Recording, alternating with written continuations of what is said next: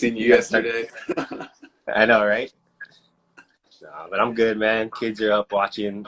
They watch like the Yeah. old, like 1970s Robin Hood. Did they like it? I guess so. It's like the third time watching it during quarantine. For real? I think it's hilarious. To That's each his cool. own. Yeah. Yeah. What you up to?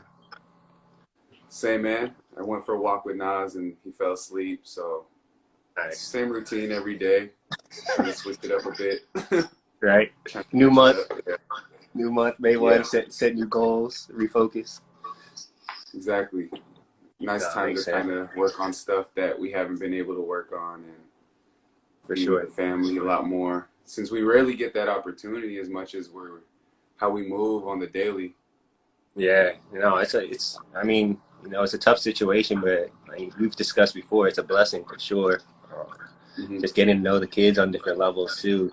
Really sitting down and figuring out how you can kind of help them and kind of lead them in the right way. 'Cause, like, you got more than one now, so each Yeah, kid is different.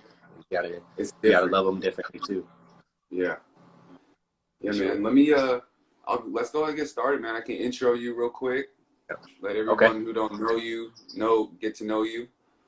This is a good friend of mine, everybody. Gabe Norwood. Countless awards and achievements in the PBA. Rookie of the Year, Defensive Player of the Year, so many awards, but the best one of all is two-time PBA champion. I Yeah. think that speaks volume given the state of the league where you only hear about the San Miguel's and the MVPs winning. So it speaks volumes to have a team like your organization, Rain or Shine, winning those two in the past, like 5 years? So, Yeah, it's more or less. uh, Yeah. yeah. And an integral piece to the George Mason Final Four team back in 2006, which is quite a feat. Man, that's Yeah. amazing. Um, and you've been a member of the national team for over 10 plus years, played in countless international tournaments, World Cups, competed against and with the most elite basketball players of the world, man. So, Yeah. welcome to Real Talk Live. It's a pleasure to have you here, man. Now I'm happy to get on. I've been watching episodes, so now it's cool to be on one. So no, I appreciate you, man. Appreciate you having me, and yeah, let's have fun with this. Yeah, man. I just want to welcome you here, and Yeah. you're someone that exemplifies a high standard in how professionals should carry themselves on and off the court. And I just want to start off by asking you, where does this high standard that you hold yourself to stem from, and the Yeah. importance of setting a high standard for yourself? You know what I mean? I mean, I think a lot of it comes first and foremost from my faith. Um, just my belief in God and my faith and my personal journey and walk. But also with my dad, and I think it goes hand in hand. Being the Yeah. oldest of five, my dad always told me I was always set, be a good example for your younger siblings and and do things like that. But I think when it comes to my faith, it's kind of a wild scenario. I didn't know we were going to get into this right away, but my first time Right to the into it, man. Philippines, yeah, my first time to the Philippines was right after that Final Four run with George Mason, and it was with a sports ministry group. So we were learning how to kind of disciple, share our own testimonies through the game of basketball, stuff like that. So I remember one of the training sessions. Honestly, this is right off the top of my head. I Yeah. just remember this. But one of the training sessions, our advisor, Coach Mo, who actually worked with Team USA as their chaplain. So KD, when he came out here, I mentioned Coach Mo and clicked. We had conversation he's that guy. But he had a part of his lesson, which was if nobody had ever met Jesus or Jesus on earth, right? But you claim to be, it'd be about how you carry yourself. It's how you carry your name. Would you be believable? Are you really living what you're preaching, what you're saying, how you're handling yourself? So to bleed that over into basketball, I always carried that with me with the national team. Hey, we're the national team, man. These people, naturally Filipinos are everywhere, but if you never meet a Filipino, we're the only 12 Filipino men that you meet. What kind of example are you setting? Right. If I'm the only Norwood you ever meet, what is going to be your automatic thinking when you hear the name Norwood? Like, it should go to a good place. It should be a positive thing. It shouldn't be like, oh, he was so disrespectful. All Norwoods must be. Oh, they Right, can't. right. You know what I mean? Like, so I think it's a combination of like faith and being the oldest and things ingrained in me as a from my dad and from my parents that I think kind of carried into how I try to handle myself as a pro and lead by example. Yeah. So you're a representation of not just yourself, but Yeah, your family, your parents.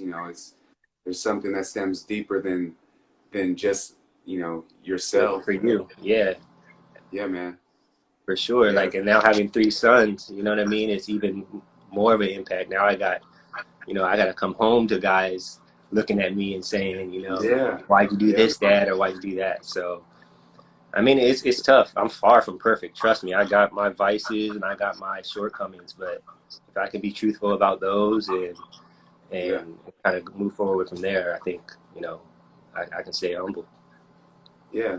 That's the thing. Like you know, you got your little guys watching you every step, Yeah. man, and understand that we do have our vices, we do make our mistakes, but at the same time, being human to admitting these things, admitting our faults, and owning up to these mistakes is powerful in itself. And for them to see you Yeah, exemplifying these traits is a powerful thing.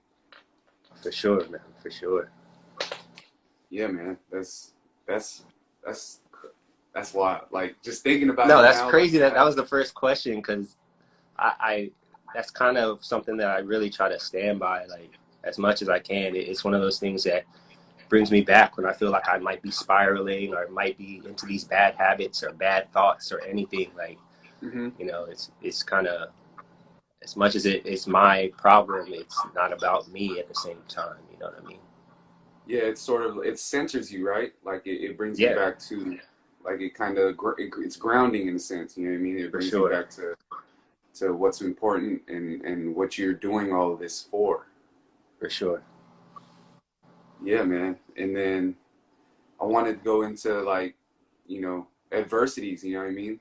Yeah, We see a lot of as professional basketball players, a lot of people really just they see us as pros. They see us as living this playing this game that we love to do. Of course, it's fun. yeah, We enjoy it, but there's a lot of things that people don't see as well. Like, and if there's any specific periods of time in your life or moments that you would like to share, man, yeah, and it's purely for inspirational purposes. You know what I mean? yeah. Because there's people out there that you know that it can your story will resonate for sure. You know what Yeah. I mean?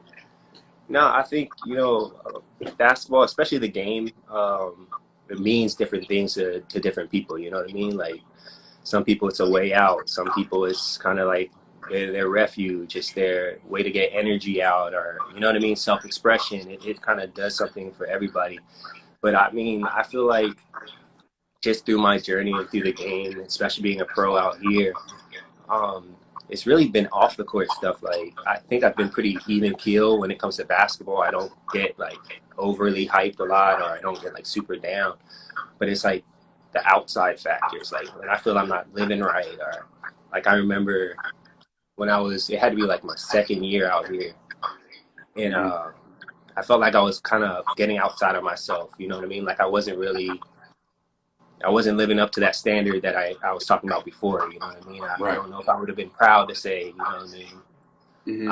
I'm annoyed. You know what I mean? Like it was one of Yeah. those things, and it kind of all came spiraling because I came to a game.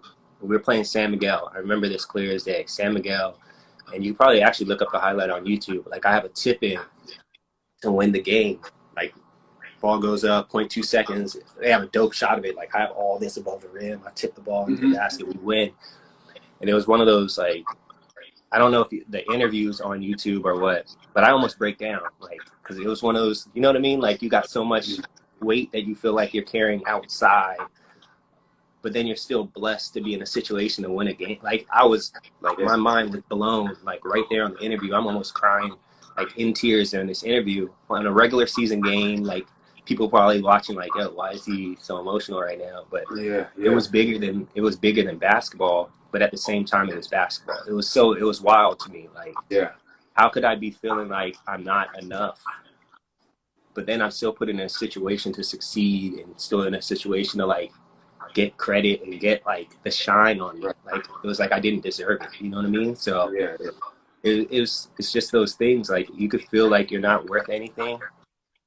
but you still have so many opportunities to shine and really get back on the right path. And I think from after that, I haven't, not to say I've been like on this perfect journey, but I think hmm, when I do falter, I don't dig so, like I don't bury myself as deep. You know what I mean? Like I fall, I get yeah, back up. It's like I'm not falling and falling and falling. I'm like, yeah, so I don't know if that made sense or if that answers the yeah. question, but It makes yeah, perfect, like that's just being able to kind of understand what you're going through a little bit, yeah, like be like feel those emotions out, yeah, and then understanding it, process it all, feel it out, and then being able to bounce back from it, right? Being right, able to, exactly, you understand that you're not in a place where you want to be in, yeah, and understand that, okay, this is, you have basketball to get you out of that, you know what I mean? yeah, And yeah, that was like I guess that could be like a moment where it's like people from the outside looking in see that as like just a regular game. It's like yeah. They have regular, no idea. Gabe doing a tip dunk is some regular stuff. You know what I mean? Like Yeah, we see that all the time, but that's like a personal achievement that you just went through for right there. sure, That kind of like outweighs all the other like awards and everything. But you know for what I mean? That sure, we don't get to see. for sure, man. That's And you appreciate the kind of journey too. You know what I mean? You appreciate the things you learn through all those mishaps. So yeah, I think whoever's going through stuff like that to where they feel like they're like kind of spiraling or can't land on their feet for to save their lives. You know what I mean? Like just keep pushing, like yeah, keep putting yourself out there, and shoot, you might have a blessing put right in front of your face. You know what I mean? Like you right, just walk right, right into. So yeah. just keep going. You just got to be open to receiving because there's signs and there's blessings all the time in front of us. It's Yep, just you have to just put yourself for out sure, there and be, just having not just an open mind, but like an open heart, for just to sure. receive and just grow your awareness into all the blessings that life has to offer. Yes, sir. Man, we're already going deep with this, man. It's I know, crazy. right? My bad. No, I love it. No, this is the whole purpose. You know what I mean? Like this is the whole purpose of it because you know I feel like as players we need that outlet to kind of Yeah. dig deep a bit because a lot of the I don't want to call anyone out or call anything out, but a lot of stuff out here is really purely surface level Yeah. and it's that's the whole purpose of this is to really like share Yeah. stories and help people gain perspective. You know what I mean? And yeah, man, just grow. Yeah, just allow everyone to grow because you sharing these stories, I'm learning a lot, and I'm sure you for recalling memories you don't even think Yeah. about, but you're recalling memories with these types of questions. So that's the whole Yeah. purpose of. Oh, that's crazy. Um, Yeah, man. You growing up in such an athletic family, man. Your childhood. Mm. I know you moved around a lot because your dad is a Division I football coach, and talk about the competitiveness. I mean, growing up in such an athletic family, you being the eldest, and just the dynamic of growing up in that type of household, which is I mean, it sounds Yeah. like it's pretty cool. No, it was awesome, man. Like I can't sit here and say like I had some troubled childhood or nothing like that. Like I came Hmm. up with, loving parents. I came up with, the oldest of five siblings, all of us into sports. My sister was more into like competitive dance and stuff like that. But yeah, man, it was fun. We were seasonal. You know how it is in the States. Everything's seasonal when it comes to sports. So, Yep. it was football into basketball into baseball into, summer AAU into camps, going to like I don't even know if people go to camps anymore, go to like college camps or high school camps, like full Hmm. on 100, camper camps. But yeah, it was competitive all the way through. I'm closest in age to my brother Jordan, who played in the NFL, won a Super Bowl with the Broncos, and we'd go at it. You know what I mean? I was a little bit like, I think I'm like my son Cassius. I'm a little bit more laid back. Jordan was a little bit more fiery, and you know what I mean. It took him a while to beat me in sports, and then he'd get mad when I let him beat me, and it would be an argument either way. Like I couldn't win with the kid, but at the same time, I think it made me understand what the game means to people at an early age. You know, fast forward a couple years, my brother Levi, who played football at Baylor University, um, he had his chance at the NFL with the Steelers and the Bears. In the preseason, got cut 2 years in a row. But taking that leadership role and kind of pushing him. To be honest, if physical traits, Levi probably looks like the pro athlete more than any of us. He's like 6'2", like kind of solid, played right receiver. My brother Jordan, a lot of people don't even think he's pretty unassuming. Jordan's like maybe 6 foot, 100 and, you know what I mean, 70, 80 pounds. Like you wouldn't know he was a Super Bowl champ probably if you walked right by you. But yeah, the three of us, and my sister Brianna, and then my youngest brother Zach, who walked on his first year in college basketball and then stepped away from the game, did his own thing. But it was always fun, man. We learned so many lessons through the game. My dad being a college football coach, and my mom also being into sports and super supportive, man. My mom took us to everything. Young parents. My parents were, teenagers when they had me and got started. So it's been a journey for them.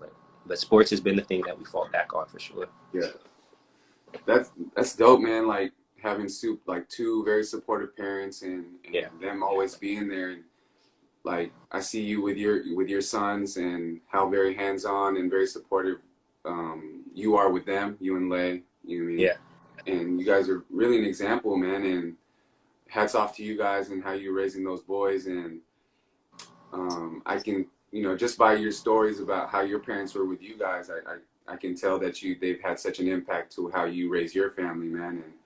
And it's inspiring, man. And I appreciate you, being a good friend to me and all the advice that you share with me, man. It's, it goes a long way.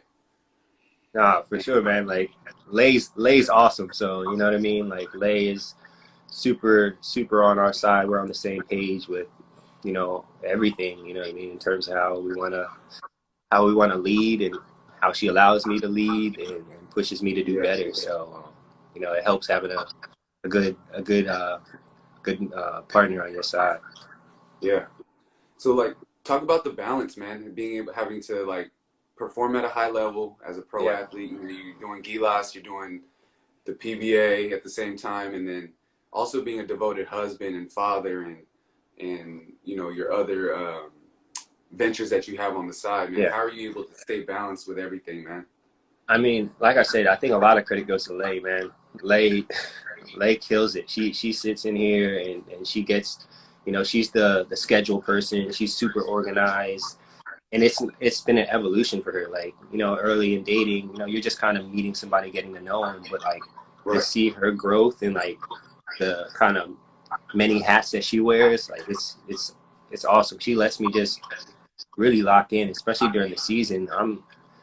I'm getting rest, you know what I mean? She really allows me to try to maximize myself physically and mentally for the game. But even the quarantine has kind of flipped that. I've had fun. Like the boys still have online classes. Lay has to prepare, whether it's breakfast or lunch. So a lot of it with Izzy, with the youngest, I'm walking them through, little workbooks or little, activities, which is a cool role. You know what I mean? It's just always changing. So I think really being able to play off each other in terms of me and Lay, in terms of responsibilities and really communicating well and, what we need to get done.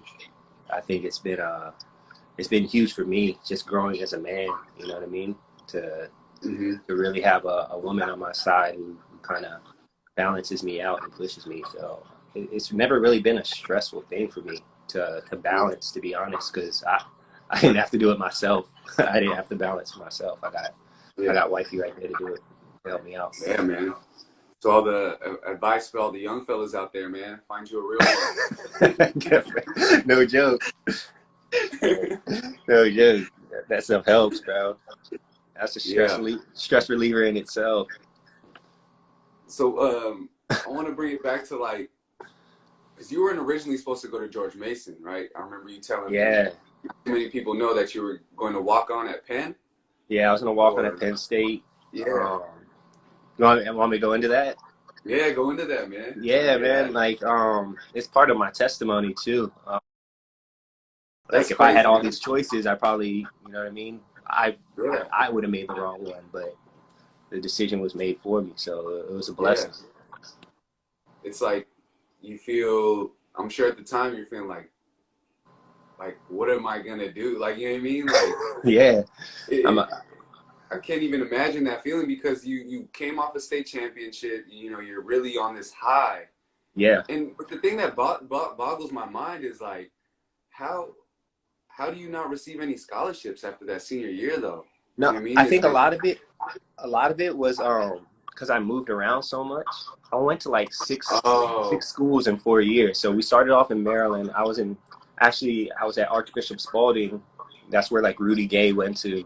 Mm-hmm. And Rudy was younger than me. So my freshman year, like if I would have stayed in Maryland and stayed at Spalding, I would have been teammates with Rudy in high school. But then even halfway through that year, we weren't able to keep up with tuition. So I ended up going to my public school. And I made varsity as a freshman. So that's probably where I was already kind of cocky. I made varsity as a freshman and was playing, like came off the bench, but was playing.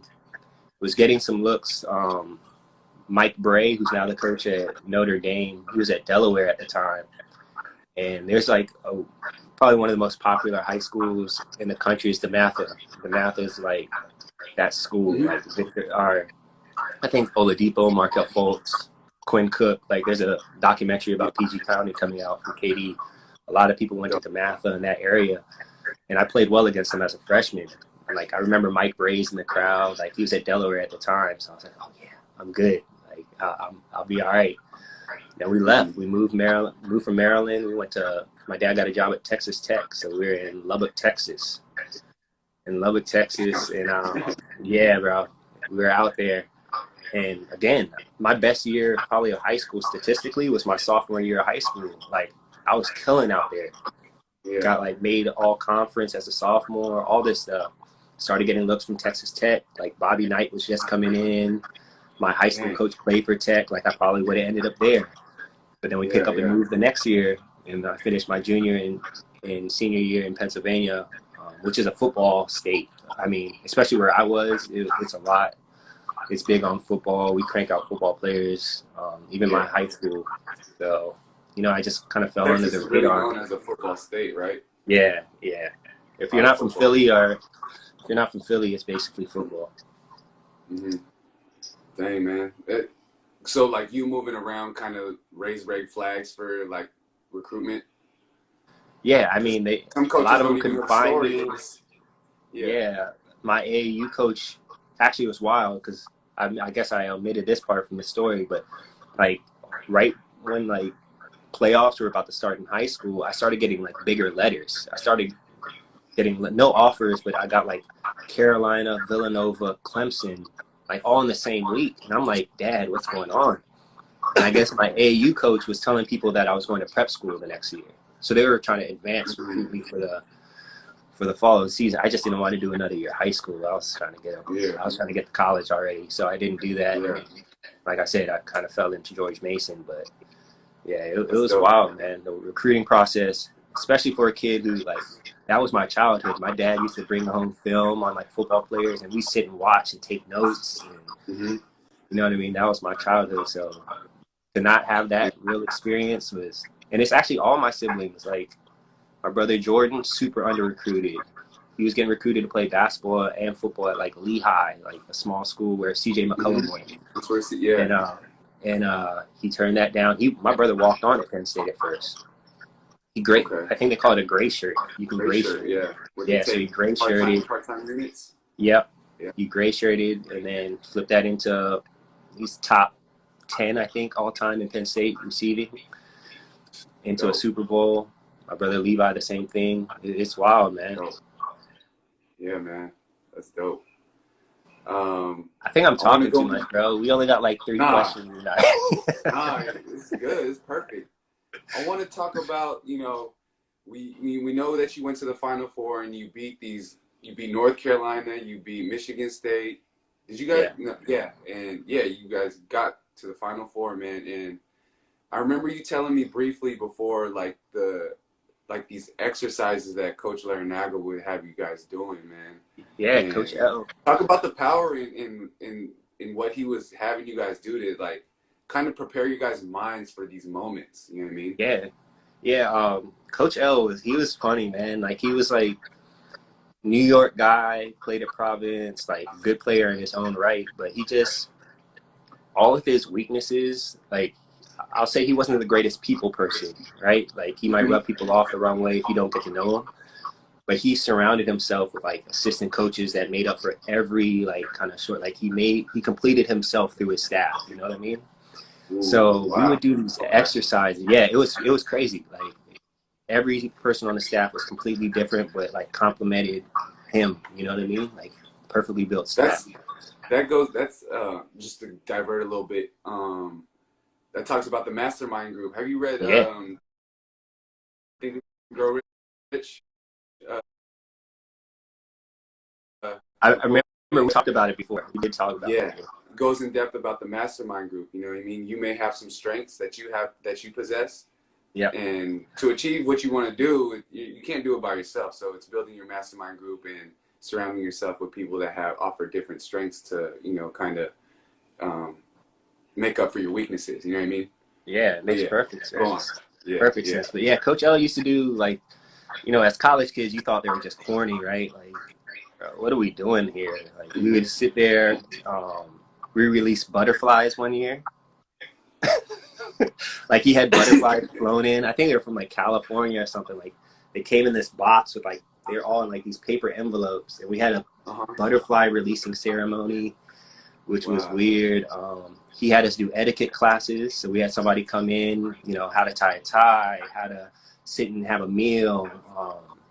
He had like a group come in and how to conduct an interview. Like they would sit us, each player had to go through it, and it was like watching film. They shoot questions at you, sit there, Yeah. you'd have to go through, take notes, see how you can answer things better, how you can, you know what I mean, trying to take control of a conversation, take control of an interview. And then the craziest thing is the year that we went to the Final Four, he brought in a sports psychologist that handled a lot of golfers, baseball players, pitchers, Mm-hmm. individual sport athletes. But he brought him in to talk to us, and he had us do this whole visualization exercise.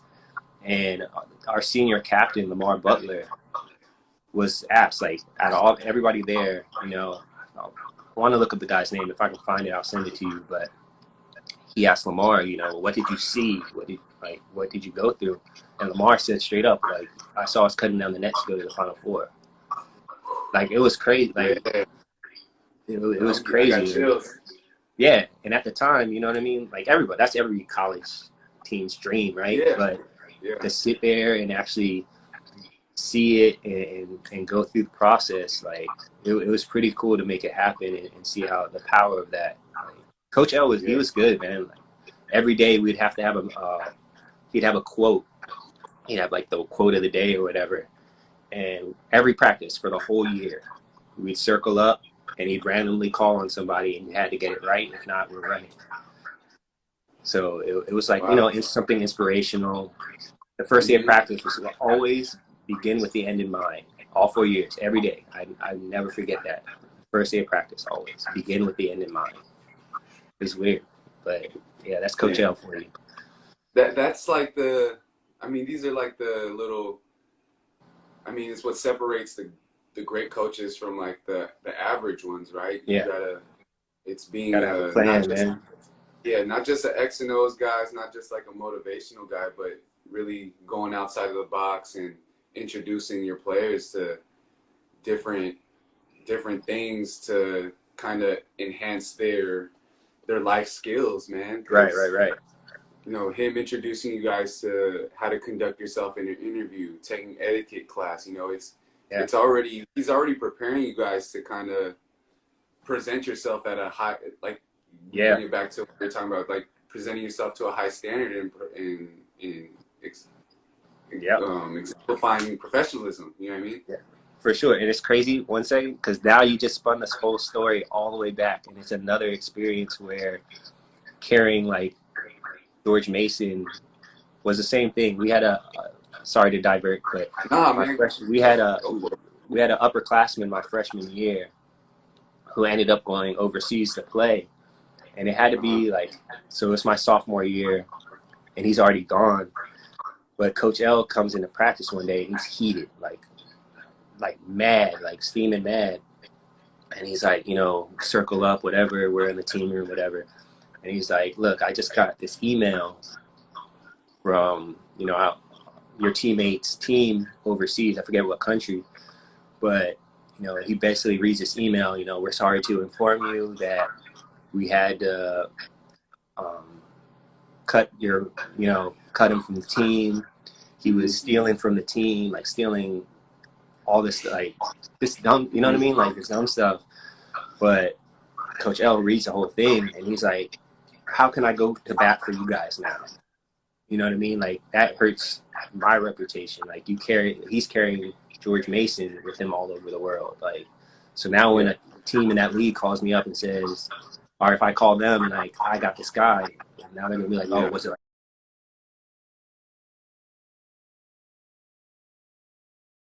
Mm-hmm. hockey sub and get out of there when you know what I Mm-hmm. mean? Things might be Mm-hmm. going rough. You're always learning on the fly and adjusting. And I Right. think that's something that I'm taking into the next phase of my life too. So my motivation is to really just maximize it, man. We've been blessed with talents and abilities to play the game at this level. So ride it Right. till the wheels fall off and go from there. Yeah. And like really enjoying it, right? And just Yeah, being present in it, and you know, I'm at a I think I'm at a similar point in my career where I'm transitioning into other things, and each day I go in, I'm like, dude, I want to get better. You know what I mean? yeah, It's like, oh, I got a hunger to get better because yep, I don't know when I want. Like, I got a timetable because I do want Nas to watch. I want my son to see me play still and absorb it and understand, like, oh, my dad's a professional hooper. You know what I mean? yeah, So yeah, just so it sticks in his mind and it's a memory for him. yep. But like, just going in and trying to get better still, and I know there's things that I want to work on, and just enjoying being a player still, man. Because Yeah.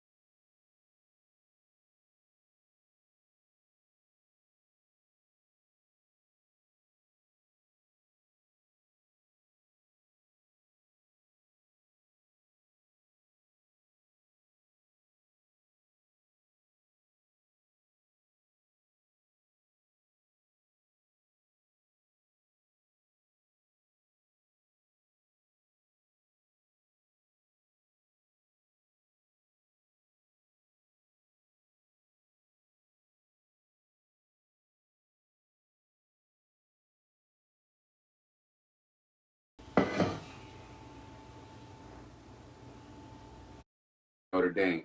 That's Man, that's the dream right that's there. unheard of right there. That's unheard of. Yeah. Like I've never heard of anything like that. So shout out to Mikey, Awesome. man. He asked you, in what ways is the PBA different now for Philams now than when you started? Oh man. I mean, I feel like it's kind of like a roller coaster, right? Like you have um, waves of films that come in, and I think it's a lot different now because I feel like there's a lot more Yeah, everyone's college going the college players. route. Yeah, and I think that's pretty cool, man. Like I think, looking back at it, I think a lot of the guys here would have went that route if they had, you know what I mean, if that option was made more available. Yeah, So I think, you know, I think there's a give and take with that too, because I feel like the guys who came out before, and I don't want to sound like old or like every other thing you hear about like this yeah, generation and that, but I feel like the fact that like the PBL for me was like a grind. Like I know Carl played in the D League, but like I think even the PBL was different, like because it was all pros, former pros grinding. There was no hmm college affiliation. Guys weren't doing things like that, so it was a grind, man. Like each game, yeah, and now I think with a lot of the kids coming out here and jumping right into the college scene, um, it's a double-edged sword because the college basketball out here is totally different than in the States, right? Like hmm the amount of exposure, the amount of kind of love you get that is, college experience as well, man. In the yeah, U.S. is, I mean, I wouldn't trade that college experience for anything, not man. at all. That was one of my best decisions moving to Iowa and Yeah, doing those 2.5 years there. But yeah, yeah, just growing up. But for me, I think that's really the only really big difference is the way guys are getting exposure now. I think hmm it was maybe not to say more difficult then, um, just because it was these amateur leagues and things like that. But now I think that you got kids going to La Salle, you got kids at San Beda, Ateneo, you got like what I mean. Like these are the biggest names in the country. For a lot of people, they're bigger than the PBA name. You know what I mean? hmm hmm So I think it's just the way guys are getting exposure now has changed the most. yeah. But I think a lot of guys are coming here, going to college, and having a false sense of like how it is, because Yeah, um, they're they jumping right into the. it's right into like when you're in college here, you're pretty much a pro, especially you're already having that mindset that you're going to go pro and you're going to be Yeah. treated like a pro in college, and it's Yep. cutthroat just the same. It's already a business there as well. So I Yeah, mean, man. Like you're exactly on it. Like it changes the whole journey, um, hmm but it also sets you in a situation to really stamp your mark like early. You know what I mean? yeah, So it's yeah. a cool situation. Yeah, if your goal is the PBA and that's what you want to do, what I mean, go to college out here, get your name up because Yeah, college is the route. yeah, Especially if you're not 6'5" and you know what I mean. yeah. You're Or not. if you're not a Remy Martin, or you know what I mean. You're not Clark Yeah, over there at Virginia. Like if you're not always seen, it's what I mean. It's big. yeah, It's big if guys can get eyes on you and see. right. Also, Mikey also asked, who is the NBA coach you would have loved to play under? Whew. Man, I guess Pop.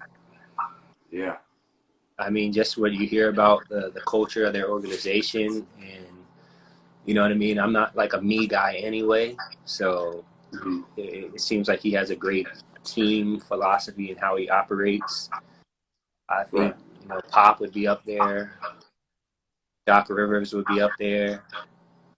hmm Um, Spo, got the pleasure of Yeah, meeting Spo when he came out here to the country, to the Philippines, and seemed like a really good guy and somebody that knew what he was doing. So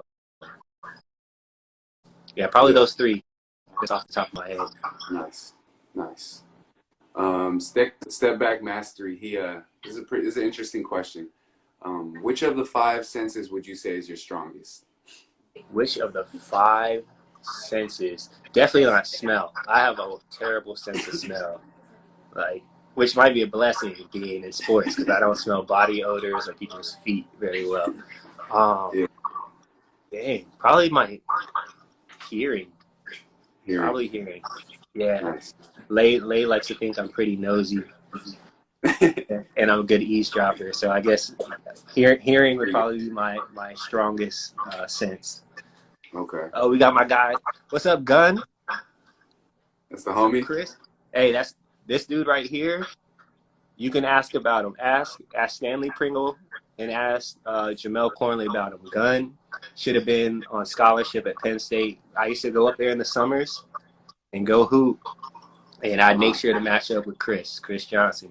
Gunner. Dude was nice.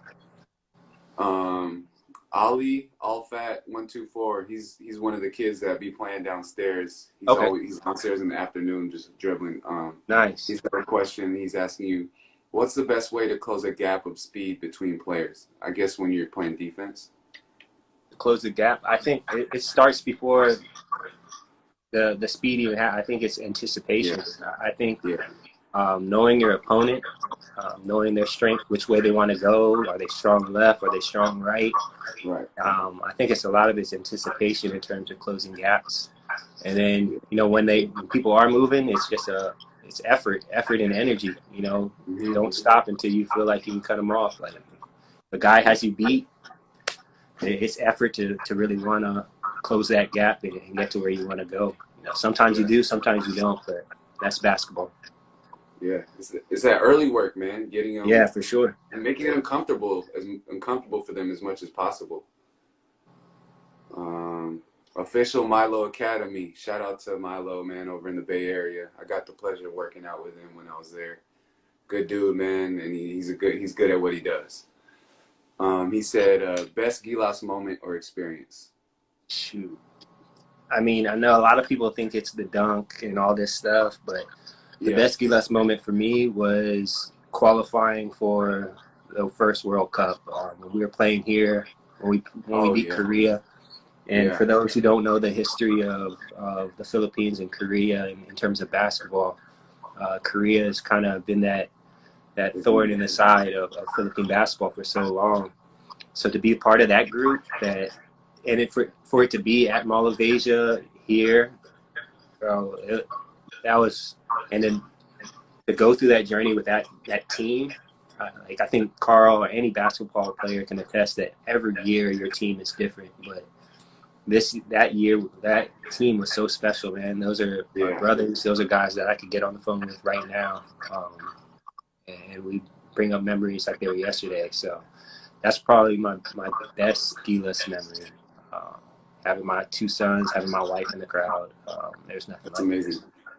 That was such a good time for Philippine basketball, man. Huge. I remember watching that game, and just the energy was so high, and just like the city had this vibe, man. It was really nice, man. And I hope we can get back to that soon, man, because we're missing that's the high standard that we talk about all the time, man. It should have really took off from there. It should have been. I mean, it did. You know what I mean? We but it's not. We've Yeah. So I guess the only thing now is Olympics. That's the only way to push it to that next level. Back-to-back World Cups, and then we're going to be hosting the next one. So that's 3 straight. Yeah, man. That was a great time right there. Yeah. Let's see. Bro Marcus.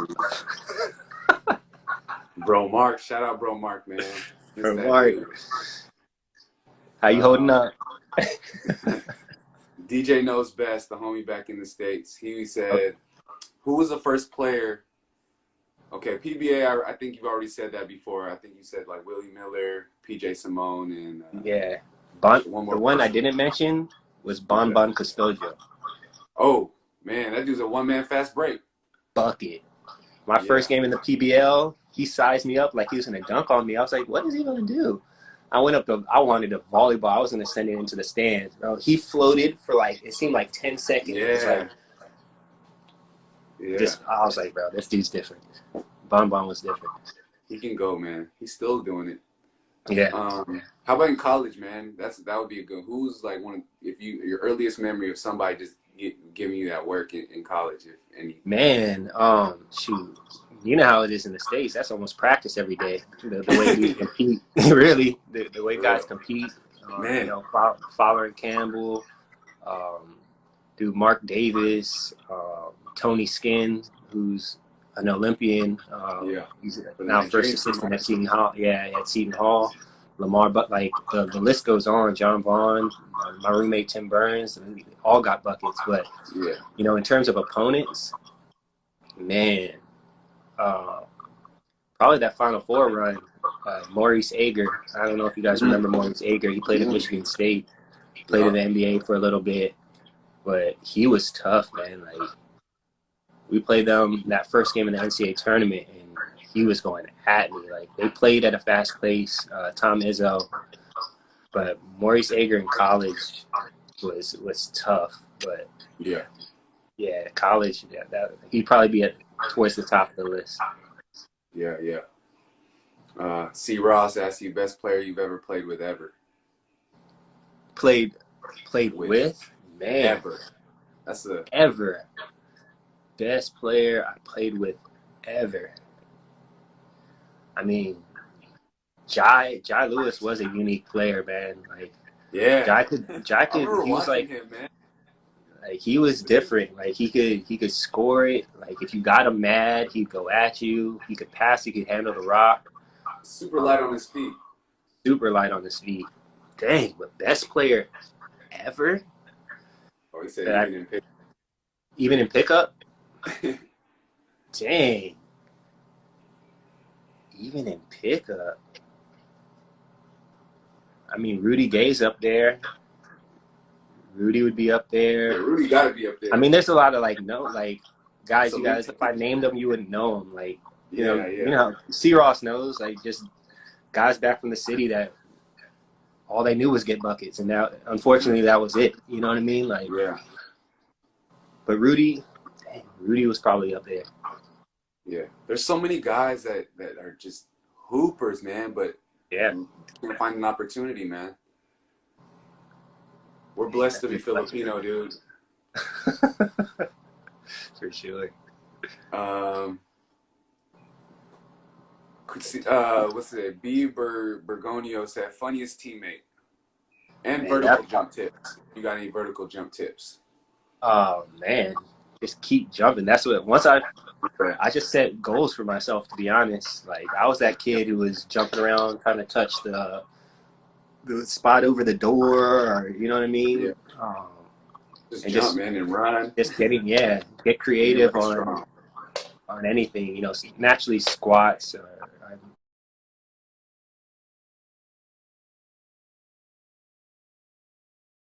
Oh yeah, C. Ross said an unexpected PBA player that gave you fits in your career.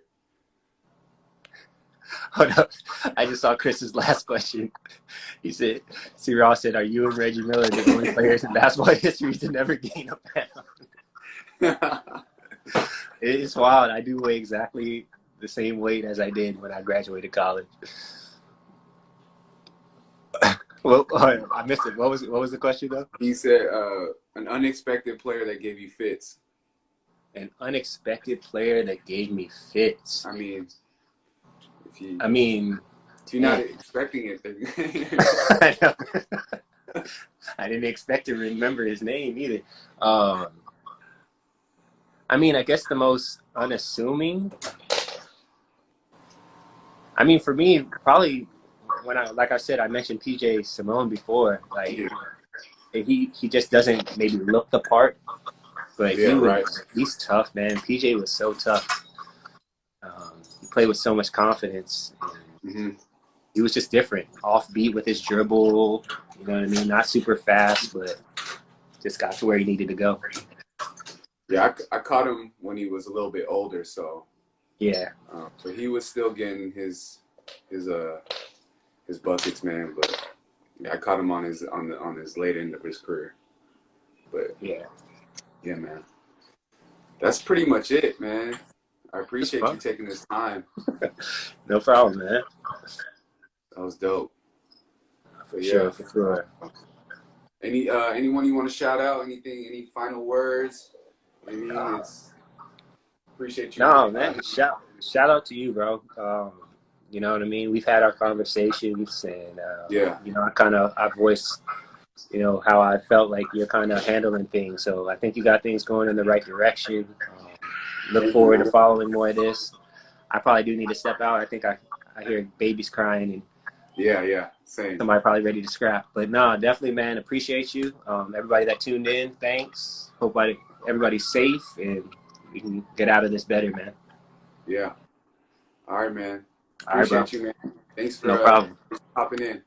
No problem. All right, bro. I'll see you All right. around. Yes, sir. Later. Peace.